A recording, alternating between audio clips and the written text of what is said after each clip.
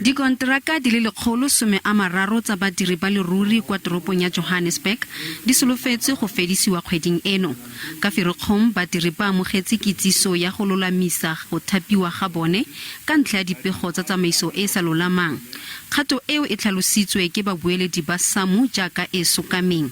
Ba re go thapiwa ga badiri go mo molaong go fitla go beelwa thoko ke kgotlatshekelo ya molao. What we are saying is that the mayor is undermining the employees and is the defamation of character because they never requested to be converted to the permanent. Toropo e phatlaladitse diphatla-tiro tsa badiri ba ba amegileng gore ba dire dikopo gape. Fela SAMWU e na le pelaelo.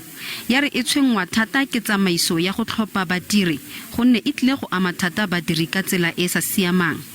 The city was served with papers which we will be opposing in our response. The process has not been interdicted, however, meaning we are within our rights to give full effect to the resolution of the City Council which was taken on the 25th of February 2022.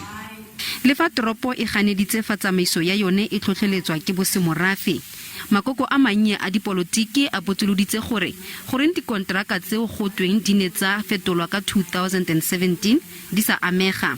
It is hypocritical for the Democratic Alliance and the partners to camouflage coming to our residents wearing different masks, perpetuating violence against a black child who is likely to be replaced by a mere matriculant who would come from the Western Cape.